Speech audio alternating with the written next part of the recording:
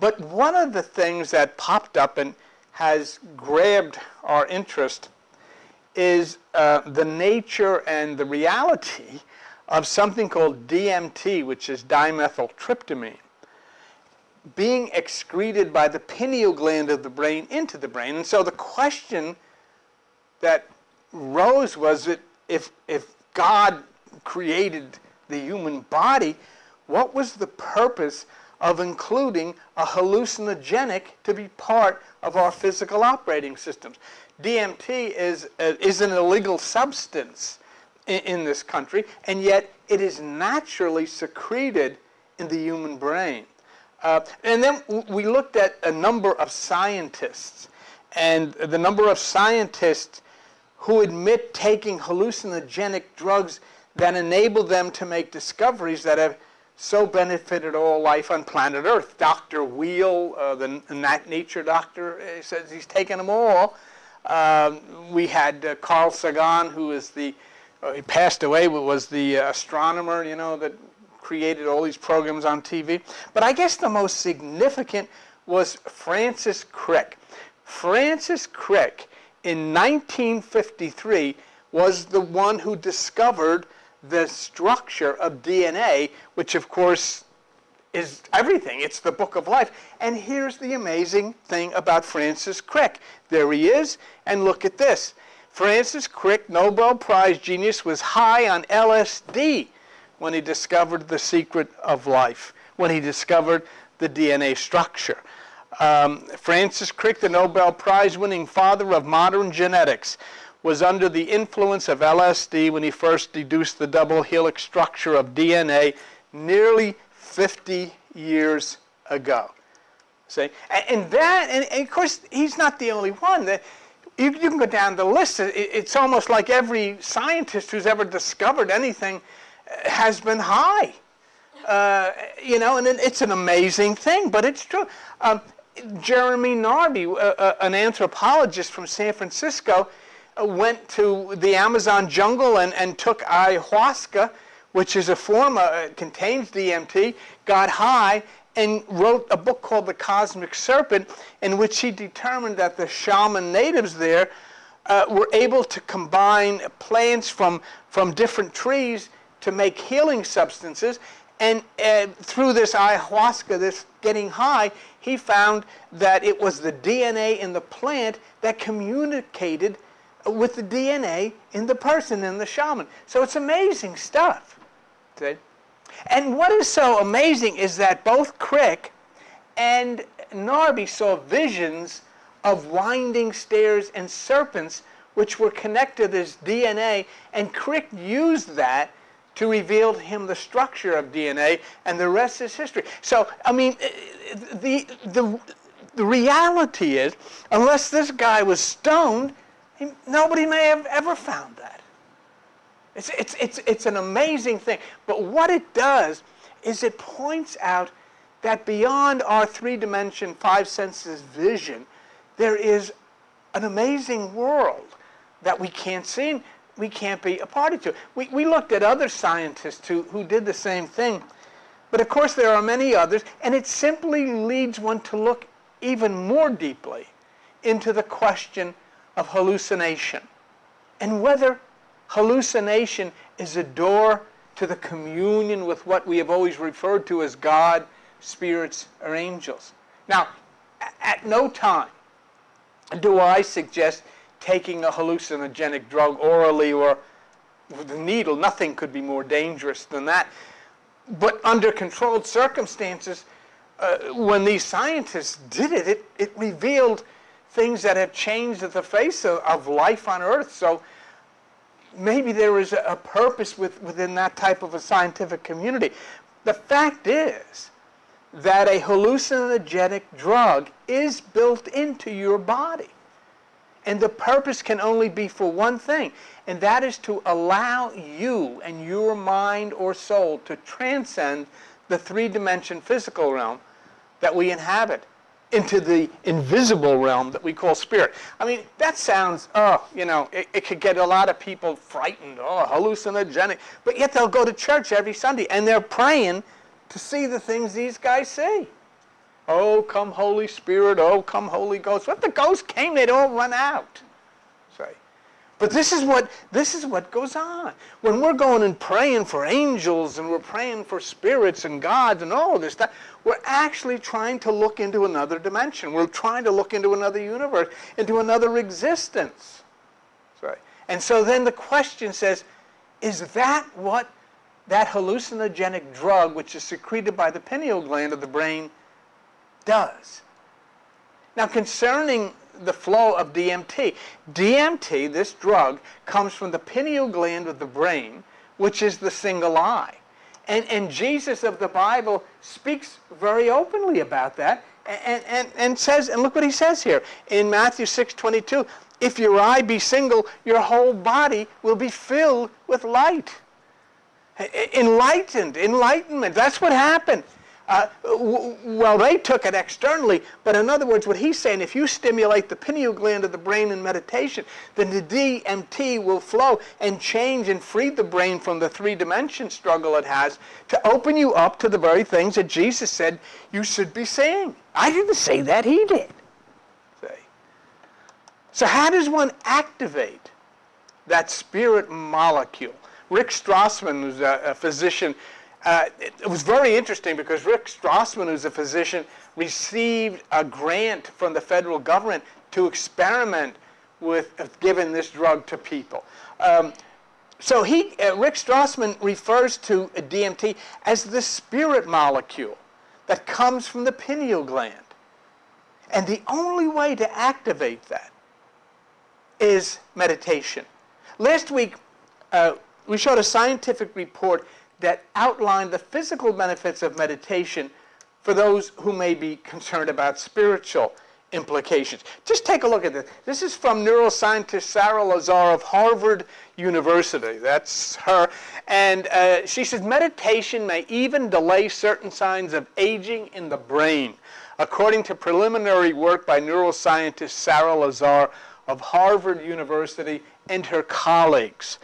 A paper in Neuro Report noted that 20 experienced meditators showed increased thickness in certain brain regions relative to 15 subjects who did not meditate. In particular, the prefrontal cortex and the right anterior insula were between 4 and 8 thousandths of an inch thicker in the meditators.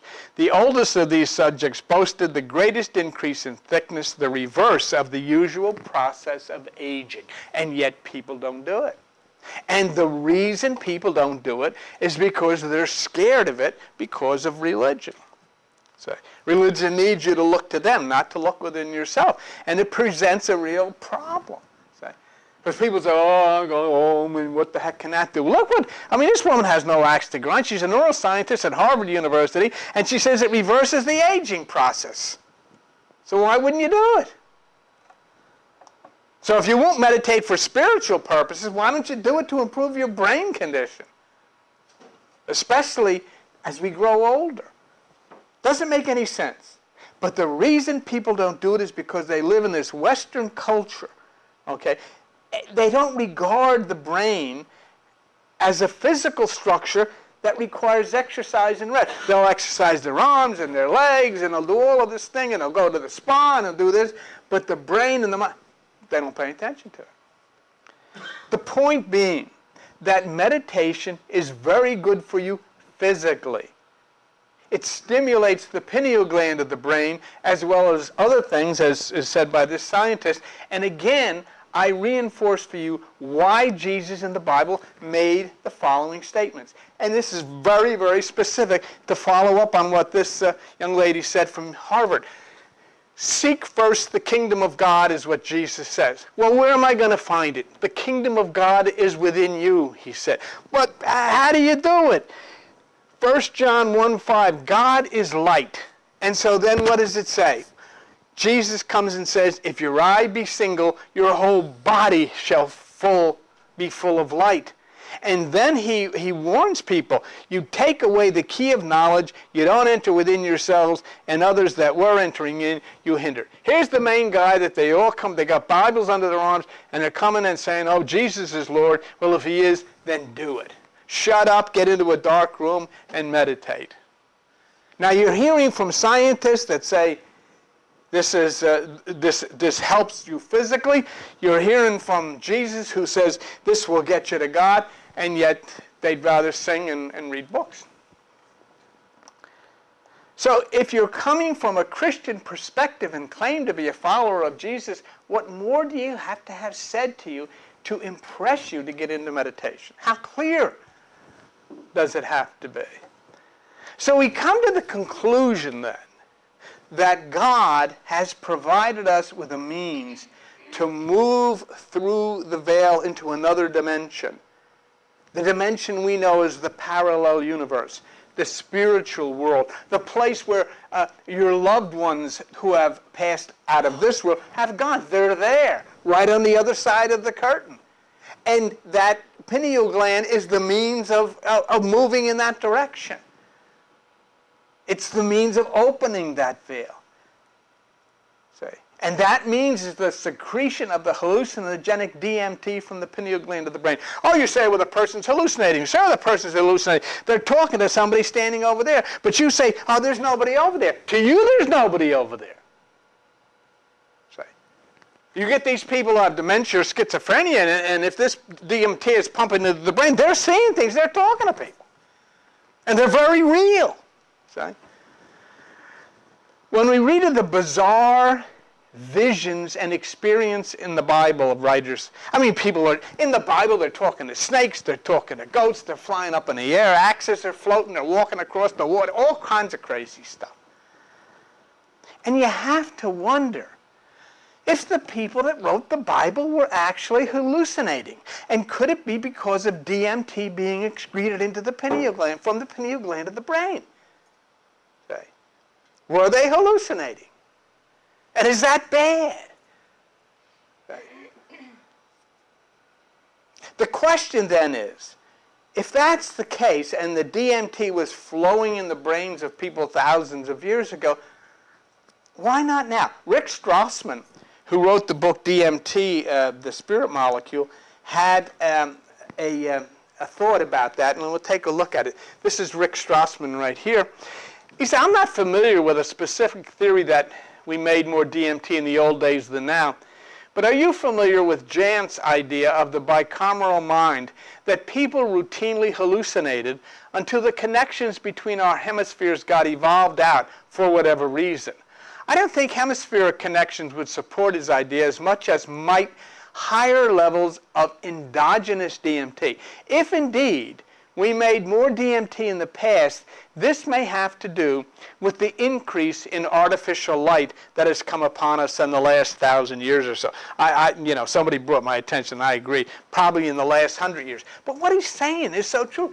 You can't even go out and look at stars anymore because of light. You have light from Philadelphia here, you have light from New York, you have light from Atlantic City, and you could hardly see the stars. You'd have to go out to Montana someplace and see them. So the other thing to keep in mind is the pineal gland that secretes the DMT closes where there's light. And now there's millions of times more light than there were in the days of the Bible. So and the other thing is, in the days of the Bible, they had a pure ether. I mean, there was nothing in the ether at all. It was pure. Nowadays, there's cell phones, calls going through here, there's television, pictures going through here, radio signals, and all kinds of stuff. So the ether is jammed. So it really requires you to make an effort to do this, in encouraging you to do this. And I don't know what more I could do other than to bring you the words of these scientists who say this is true, and also Jesus himself who said this is something that you should do. And that's why the meditations we do here are conducted in the dark, and why I would strongly suggest that meditation takes place in the dark, simply because the pineal gland of the brain will not open in light. Let me show you some scriptures that support that. Now, just before you do this, let me just show you what I'm driving at here. What I'm trying to show you is why it is important. What we're saying is that this DMT, secreted by the pineal gland, causes one to have visions into another dimension, okay? Now, it is closed where there is light.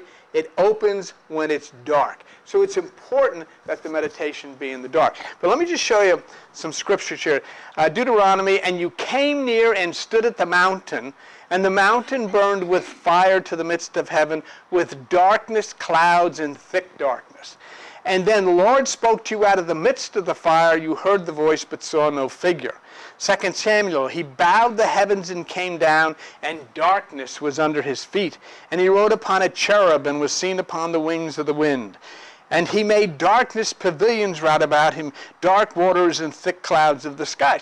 Hey, well, when you look at something, he rode upon a cherub and was seen upon the wings of the wind. Well, was this guy stoned, or what's being said here? What are we're trying to understand? You can't read this literally. You have to understand that this stuff is filled with symbols. Now, the mountain being referred here is the higher part of your mind, the part of your consciousness that you seldom ever visit. And you can only visit it in meditation. You don't even know it exists. It's in the right hemisphere, see? But when you see things like this, you have to go back to the origin of these words. These words were written in Greek. Okay, I know, don't tell me, the Jewish, no. The Old Testament was called the Septuagint. It was written in 300 BC in Alexandria, Egypt, by what they're called Hellenists, people who came from that Jerusalem part, as well as Greeks and Egyptians. That Alexandria, Egypt, was a town that was conquered by Alexander the Great, who was a Zeus worshiper. And this is where the whole Bible foundation is laid. And I'll show you it right here. It is the 5 stages of the mind in Greek. Here it is, the Greek. You have the first is earth, that's the bottom. You rise in meditation. The second stage is water. You rise in meditation. The third stage is air. You rise in meditation. The fourth stage is fire, and the good mind and the Father. And actually what this is the way baptism was intended.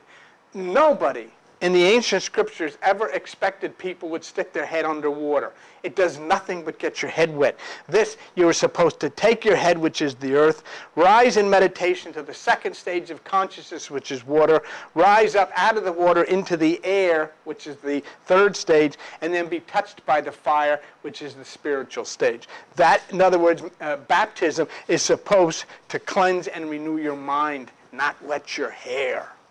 All right? Now, let us then, you see this movement to the third and to the fourth stage, which is air and fire, to the top of the mountain, which is the Father. Let's go back to the scripture and let me inject the 5 stages. And if you have this, you'll be able to understand what these scriptures are saying. Here it is again, the mountain, the 5 stages of consciousness. The mountain is the highest part. That's where God, the Father, whatever you want to call it, dwells. We are at the earth. We rise up into the second stage of meditation, the third, and then the fourth. And so what is it saying to us now? And you came near and stood at the mountain. In other words, you're in meditation. You're at the mountain. You're ready to be raised up to the mountaintop, okay? And the mountain burned with fire, because at top of the mountain is where the fire is, you see. Do you remember Moses? What happened to Moses? He went to the top of the mountain, and what did he experience? The fire, the burning bush, remember? Spoke to him from the burning bush. So there then, with darkness, clouds, and thick darkness, again, the meditation aspect of this, the mountain burned with fire. See, that's where we're driving at when we raise ourselves in meditation, and the DMT then is secreted by the pineal gland. And the darkness and thick clouds is necessary in meditation to reach the mountaintop, because you have to shut down the senses. It's got to be dark. And there's a more important reason than shutting down the senses. There must be darkness, because unless there's darkness, the pineal gland will not open. And if the pineal gland is closed, there'll be no DMT, there'll be no trip to the other side. It's not possible, see? Now, notice it says the Lord speaks out of the fire. Not an audible voice, but a voice that will move into your brain structure electrically, having you do what you should be doing, not what you are doing. But you'll never know it. You'll never know it was God, because it'll just flow naturally. And see, this means where it says the Lord speaks out of the fire, it means your life's direction comes from that fourth stage of meditation, that higher stage. Actually, the second stage is really what it should be. See? And when Moses heard God speak from the burning bush, it's the same as being in meditation at the mountaintop. It's the pineal gland, which is the bush, and the pineal gland, which is on fire.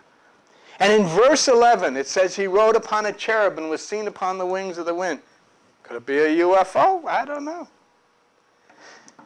So again, that reference to darkness is so important. Let's go on to the next one. I'll show you some more of these real quickly. 1 Kings, then spoke Solomon. The Lord said he would dwell in the thick darkness. Psalms, he made darkness his secret place. His pavilion around him were dark waters. Psalm 97, clouds and darkness are right about him.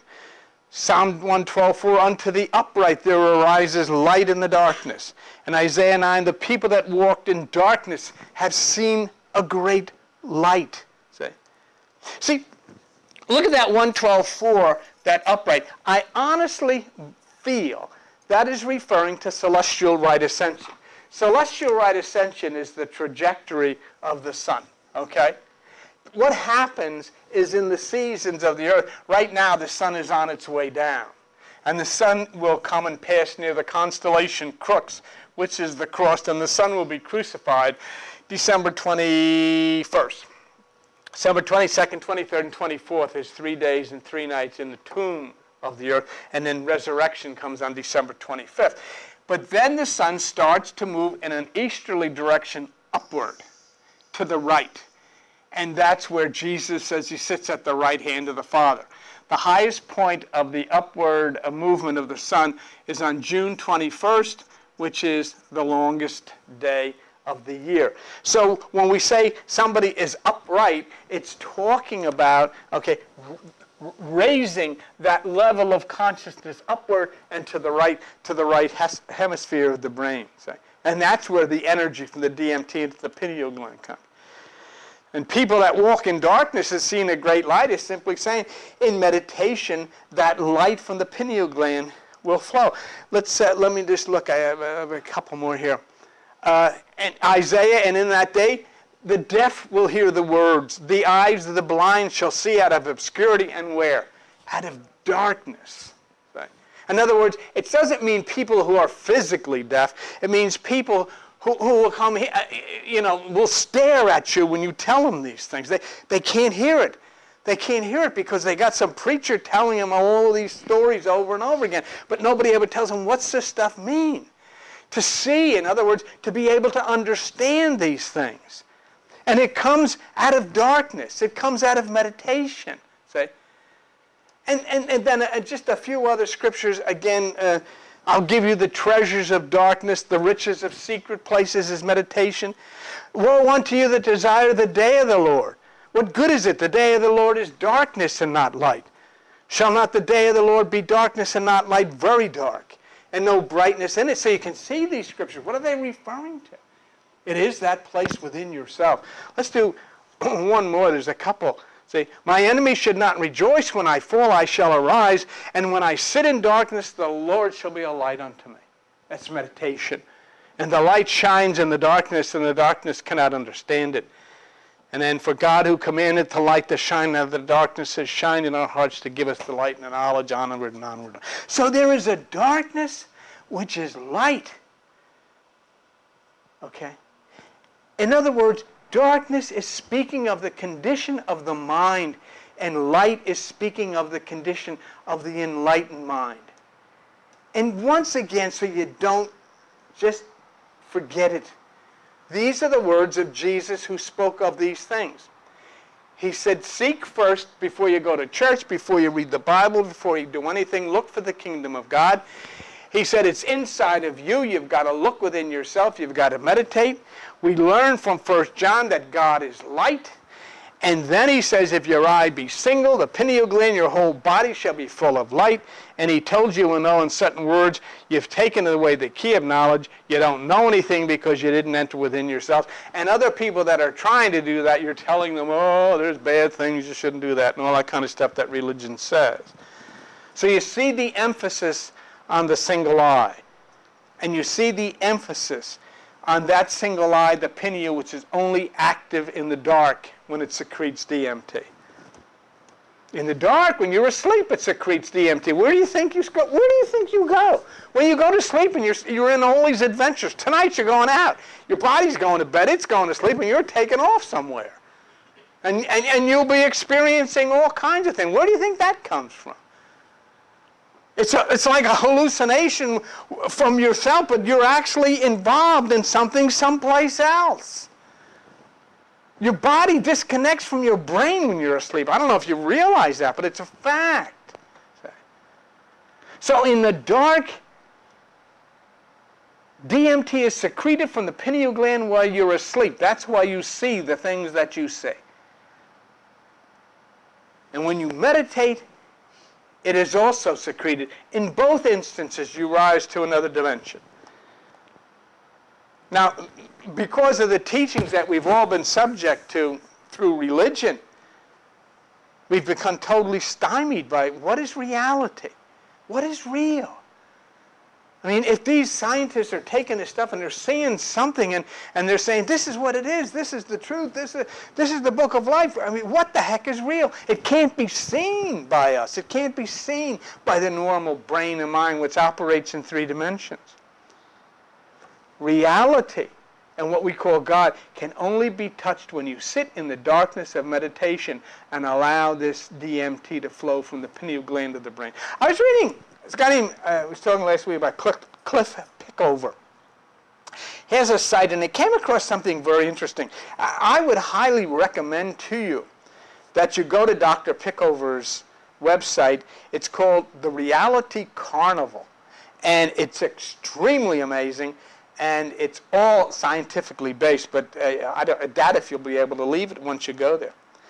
But what he brings is new and startling. But you see, the point is, you necessarily, if I would just say, well, he said this, and you say, oh, who the heck is he? I never heard of him. And you'd have a right to say that. Of course, I can't say these things because I don't have the skills, the education that these people do in these various scientific areas. So whenever I give you a witness of some kind to tell you something, I want to make sure that you approve of his credentials. So let's look at Cliff Pickover. That's him. He received his PhD from Yale University's Department of Molecular Biophysics and Biochemistry. He graduated first in his class from Franklin and Marshall College after completing the 4-year undergraduate program in 3 years. His many books have been translated into French, Greek, Italian, German, Japanese, blah, blah, blah. So I think the guy's got credentials. And if you don't like what he says, call him up. Don't tell me. But you see, I would much rather listen to somebody who has these credentials and who can go into this strange world and tell us about it than some guy standing up here with a robe or screaming or whatever, and he knows nothing. He knows nothing. But you know the funny thing? Everybody knows who Pat Robertson is. Nobody knows who Cliff Pickover is. He refers on his site to something called the Charles Bonnet syndrome. And people being afflicted with Charles Bonnet syndrome being able to see beings from parallel universes. And I read this, and I said, whoa, Cliff, wait a minute. So I jumped off of Cliff's site, and I went to look up Charles Bonnet. And my goodness gracious, it certainly is there. Well, everything he says is a fact. Okay. It's exactly the way he describes it. Look what he says. Very interesting.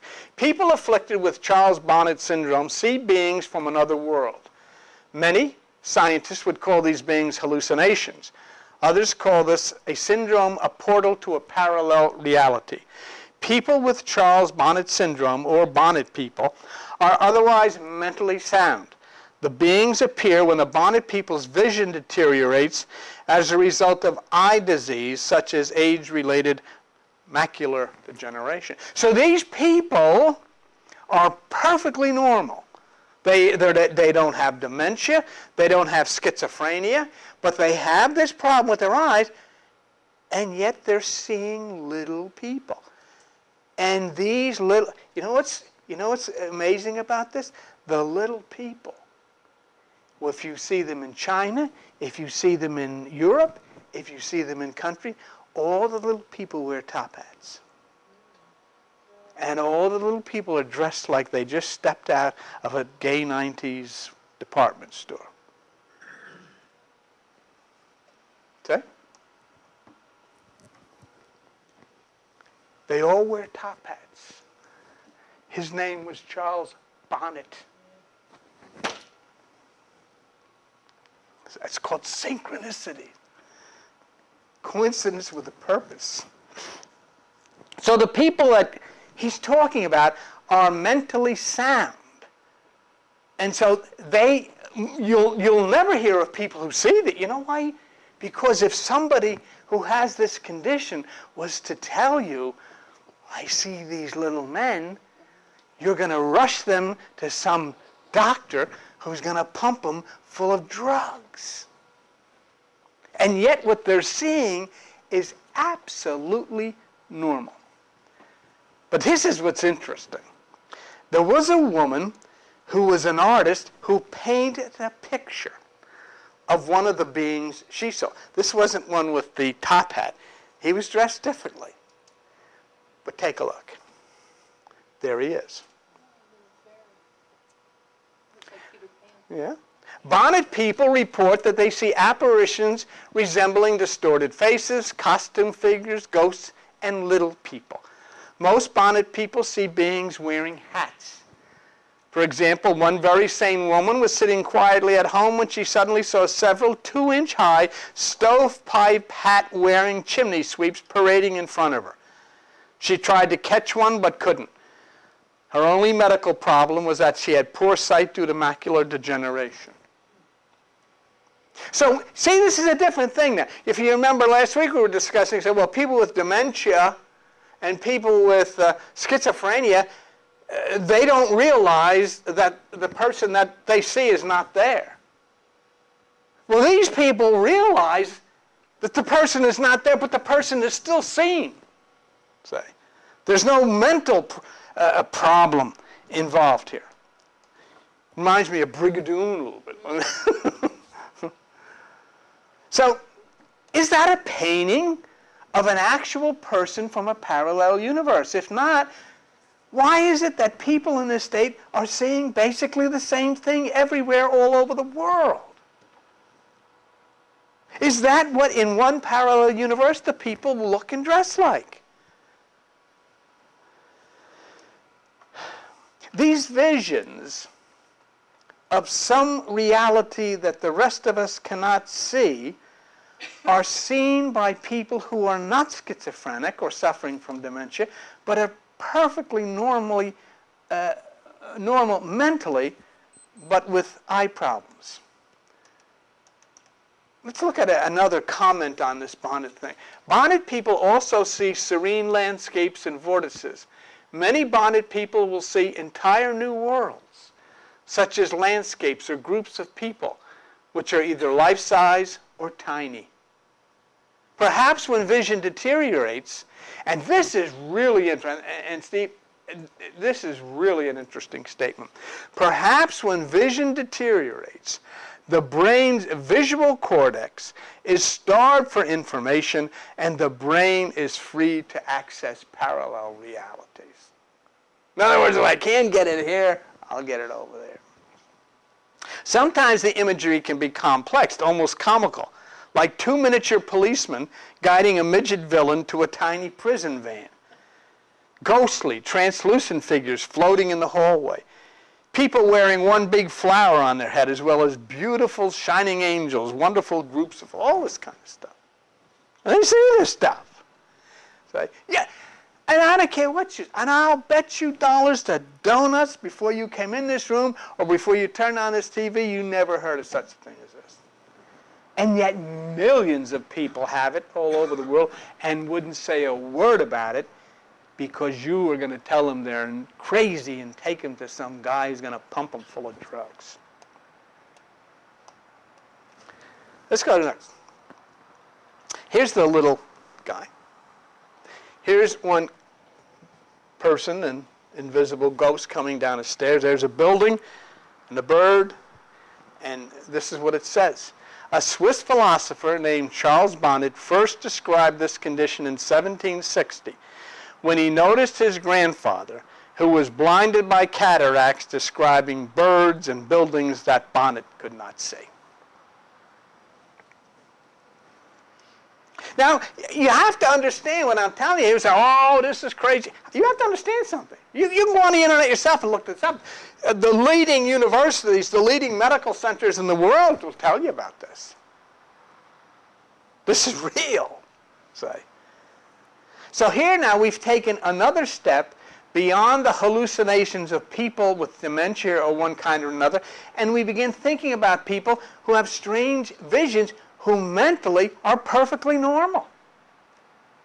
Perfectly normal, but seeing things that others cannot see and seeing strange things that are not part of the norm as far as our earthly three-dimension experience is concerned.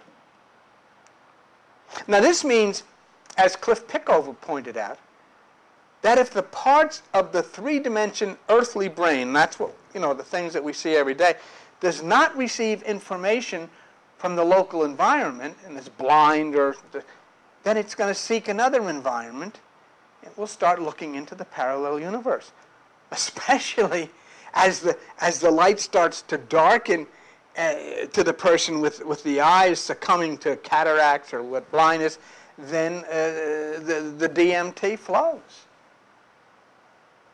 A most interesting addition to this concept, I would think. Of course, we know people ingest drugs to open that portal to something beyond what we refer to reality, but there also are people who gain this experience without taking drugs. And that is the key, to gain this experience without taking drugs.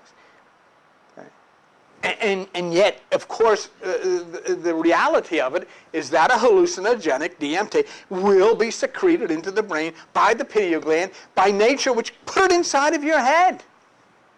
See? But you can't be arrested for walking around with a controlled substance. It's inside of you. Now, what I'm referring to are people who have found another way to reach beyond the norm into another dimension.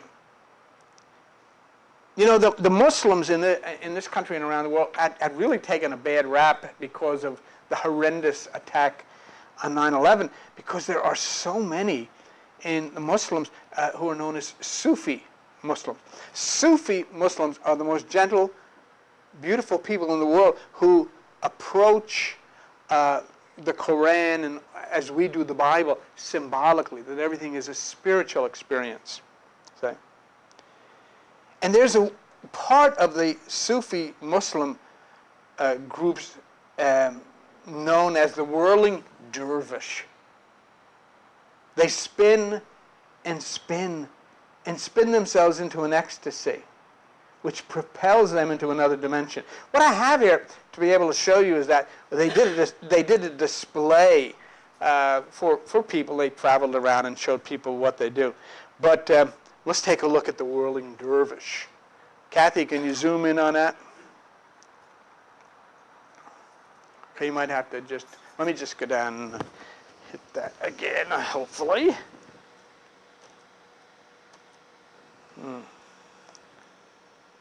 Oops. Oh gosh, now why? Is that thing plugged in there? There they go.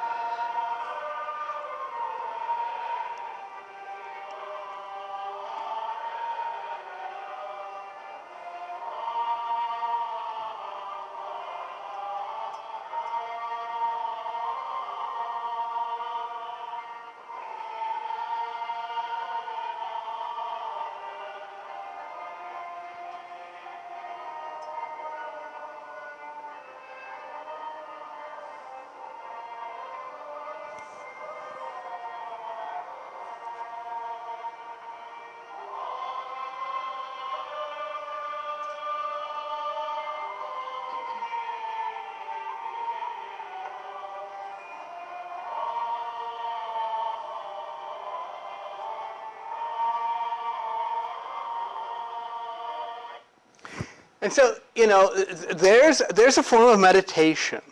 There's a form, of course, these people were doing this as a display to an audience, but there's a form of meditating oneself into another dimension without taking drugs. I mean, quite honestly, I was getting dizzy watching it from here, so I don't think that would be something that I can do.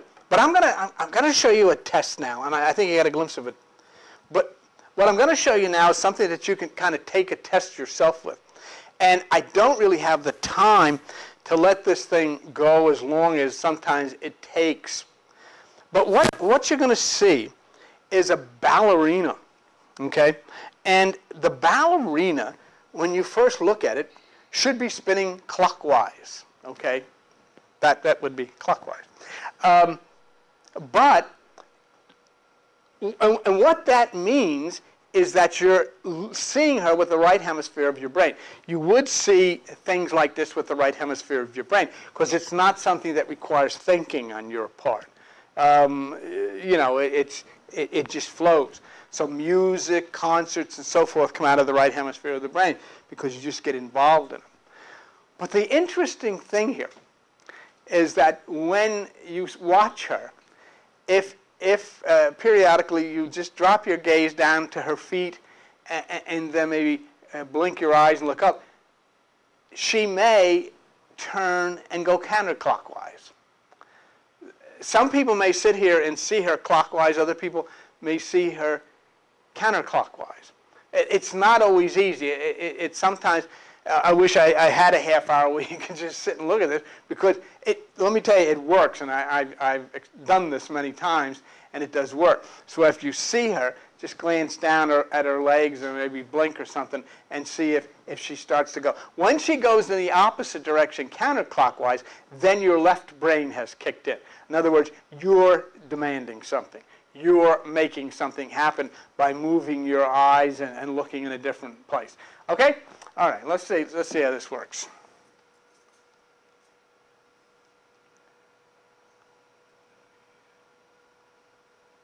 She'll get going pretty good in just a second.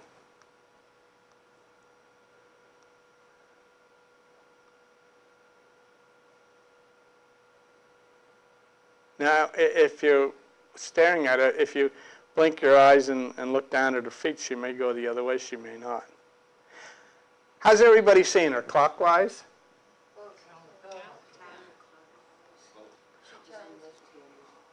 Clockwise, and then she goes. Right, exactly. And but if you were to stare at like her shoulders, she would stay clockwise. But if you change and maybe look at her feet and blink or something, she may. Huh? There, she just turned the other way. Yeah. Okay. All right. Now for me, she didn't. She's staying the same way. What it's just saying is not everybody sees the same thing. You see. Which way is she going? She's going. If she's going counterclockwise, your left brain has kicked in because you're analyzing it and you're making her go counterclockwise. Yeah, but if she's going clockwise, it's totally right brain. You're just looking and you're not thinking. Well, that's being perceived in your brain. But it's an interesting. Right now, well, she did 2 twists counterclockwise, but for me right now, she's going clockwise. Now she's just, But it's because if you were just to look at her, it's right brain, and she's going to go clockwise. But once you start to try to change it, then left brain kicks in, and she's going to go counterclockwise. Yeah. Well, no, not for everybody, for you. Just for you. Well, what's the root? When you start to analyze it and think and look at it and try to figure out what's going on, she'll start going counterclockwise because your left brain has kicked in. If you just sit back and stare, she's going to go clockwise because it's right brain. But everybody will see it differently. See? When you're looking and seeing it clockwise, somebody else will see it counterclockwise. What is she actually doing? It's up to you. Okay. It's up to you. If you're going to look at it right brain, she's clockwise. If you're going to if your left brain kicks in, it's going to go counterclockwise. So it's not what she's doing, it's what you're doing. Okay? So it's an interesting concept, and John, we can, no, just black it out, you know. But it's interesting. What I'll have to do, I'll find out, I believe this is on Pickover's site of the Reality Carnival, and where you can spend a lot of time with it. But isn't that interesting as to what people see? It depends. It depends. A lot of people that may be with dementia might get to a point of being totally right-brained, that they're not using their left brain anymore, and they're seeing these things. And so, you know, it's like Max could say, oh, she's going to the right. And so if that was the case and the rest of us saw her going to the left, we'd all say, you know, Charles better get some pills or something. But, I mean, this is what we do. What I tried to prove to you is that depending on the condition inside of you, you can make things happen and you can see things that not necessarily everybody else would see. That's why eyewitnesses are not reliable. Well, that's right. That's right. See? So it's really an interesting study. And I've done this on the computer many times, and I was a little bit reluctant to bring it here because I said, oh, I can't. No, I can't say it. I can't. And so as soon as I said it, oh, bingo, she spun around a different direction because my left brain kicked in. See? It's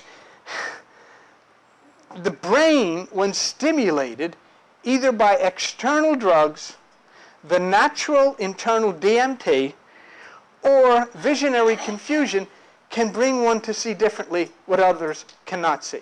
Here is a picture. Now, this is not a picture of it, but it's an idea of this woman sitting reading a book, and there comes, with the bonnet syndrome, there comes a little man with a top hat. See? So who are the little people that are seen by these with bonnet syndrome? See, you no longer, because of what you just did, you no longer can say that woman's not seeing it because you don't see it. Because some of you saw the lady going left, some of you saw it going right, and then when it was going the other way, some of you saw it in different. It depends on what's inside of your head as to what you're seeing.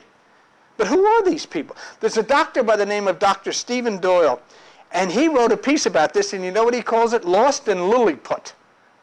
Do you remember Gulliver's Travels and the Lilliputians, the little people? That's how Dr. Doyle recounts the visions of one elderly woman in England. Dr. Stephen Doyle, ophthalmologist at Manchester Royal Eye Hospital, Robert Twinis, a psychiatrist, University Hospital in the Netherlands, tells in a recent article about a typical example. The elderly woman sitting in his office seemed sane enough, but the story she told was decidedly odd. She was sitting quietly at home when she suddenly saw 3 or 4 2-inch-high stovepipe hat-wearing chimney sweeps parading in front of her with ladders in hand, and thinks to herself, well, I'm going crazy now, you know. But look what it says here. The woman wasn't crazy.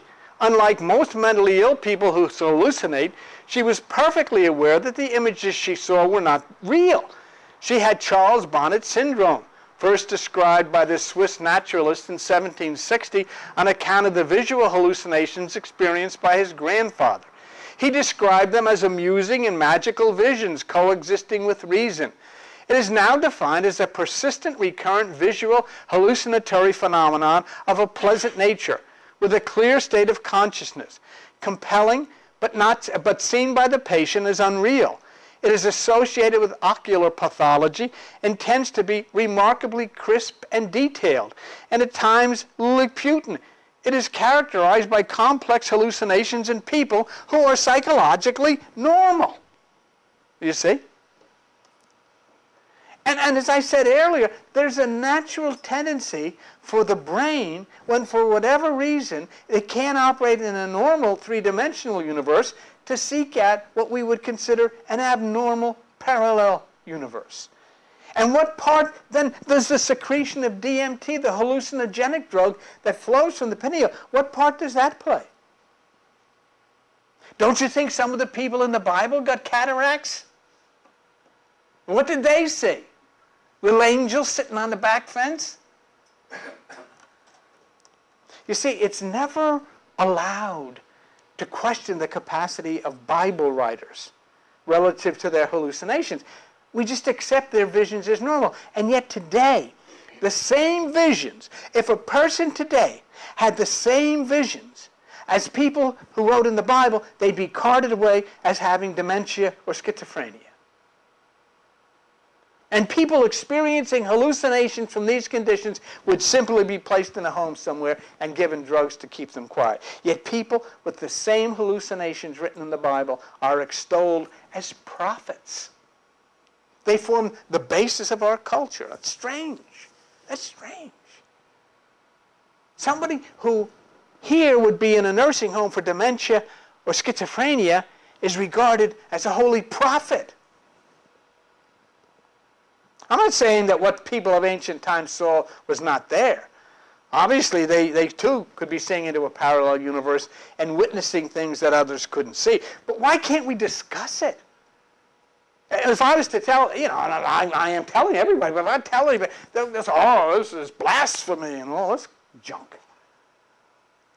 But what is so interesting to me about bonnet people is that the high top hats and the flamboyant costumes. There's the guy named Roger Highfield who wrote Ghosts and Witches on the Brain. And he says that so many of the visions display little people dressed up with top hats and looking like they just walked out of a fancy department store. And yet they'll see them in China, or they'll see them in Europe, or they'll see them here in this country, and they're all the same little people. So I ask a question. Could this particular part of the brain be opening into a parallel universe where the people who live there are tiny and simply dressed that way?